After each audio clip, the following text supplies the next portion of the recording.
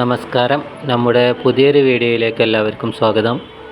ഇന്ന് വന്നിട്ടുള്ളത് ഒരു ഒണിഡ ഇൻവെർട്ടർ എ സിയിൽ തണുപ്പ് കുറവ് കാരണം കംപ്ലൈൻറ്റ് നോക്കാൻ വേണ്ടിയിട്ടാണ്. എ സി ഓൺ ചെയ്തിട്ടുണ്ട്. നമ്മൾ ഔട്ട്ഡോർ ഒന്ന് പോയി വർക്കിംഗ് ഒന്ന് നോക്കാം.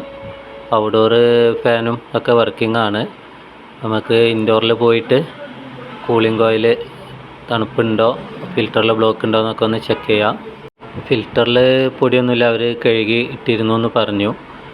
അപ്പം അതൊന്ന് അയച്ചു നോക്കാം. ഫിൽറ്റർ അയച്ചു നോക്കുമ്പോൾ ഈ കോയിൽമ ഐസ് പിടിക്കുന്നത് കാണുന്നുണ്ട്. കോയിൽമ ഐസ് പിടിക്കുന്നുണ്ട്. ഗ്യാസ് ലീക്ക് വരുമ്പോഴാണ് ഇതുപോലെ ഐസ് പിടിക്കാറ്.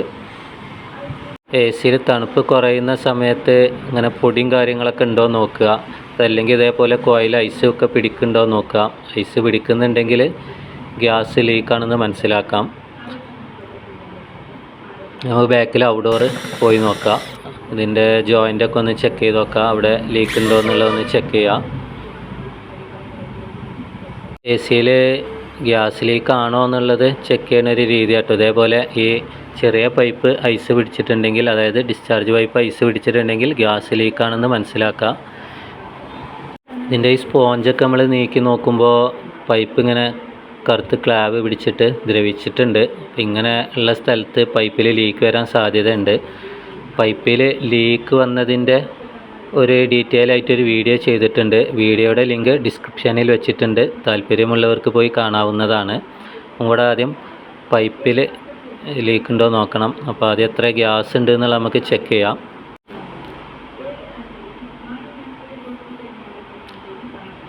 ഇതിൽ ഗ്യാസ് 80 പ്രഷറാണ് കാണിക്കുന്നത്. ഇപ്പോൾ ഗ്യാസ് പകുതിയോളം കുറവുണ്ട്.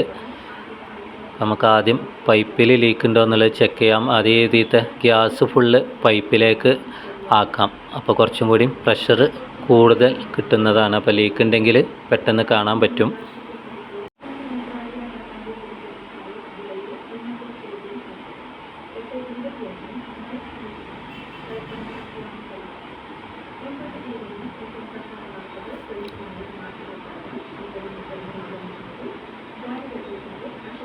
നമ്മൾ ഫുൾ ഗ്യാസ് ഈ പൈപ്പിലേക്ക് ഇൻഡോറിലേക്ക് മാറ്റിയിട്ടുണ്ട്. ഇനി ഈ പൈപ്പ് ഇങ്ങോട്ട് നീക്കി ഇതിൻ്റെ സ്പോഞ്ചൊക്കെ ഒഴിവാക്കിയിട്ട് ജസ്റ്റ് ആദ്യം ഒന്ന് വെള്ളത്തിൽ മുക്കി നോക്കാം. എന്നാൽ പെട്ടെന്ന് ലീക്ക് ഉണ്ടെങ്കിൽ കാണാൻ പറ്റും. അതേപോലെ നമ്മൾ ആ സ്പോഞ്ചൊക്കെ മാറ്റിയിട്ടുണ്ട്. അപ്പോൾ ഈ ചെറിയ പൈപ്പാണ് അധികം ലീക്ക് വരാൻ സാധ്യത കൂടുതലുണ്ടാവാറ്. അപ്പോൾ നമ്മൾ ഈ പൈപ്പ് ബക്കറ്റിൽ വെള്ളം എടുത്തിട്ട് മുക്കി നോക്കിയിട്ടുണ്ട്. ഇതിൽ ലീക്കൊന്നും കാണുന്നില്ല. അടുത്തത് ലീക്ക് വരാൻ സാധ്യത നമ്മൾ നോക്കുന്നത് കംപ്രസറാണ്. കംപ്രസറിൽ ഇതേപോലെ സ്പോഞ്ച് വന്നിട്ടുണ്ടെങ്കിൽ കംപ്രസർ തുരുമ്പ് വന്നിട്ട് ലീക്ക് വരാറുണ്ട്. നമ്മൾ ആദ്യം സ്പോഞ്ച് ഒന്ന് മാറ്റി കംപ്രസർ തുരുമ്പ് വന്നിട്ടുണ്ടോ എന്ന് നോക്കാം.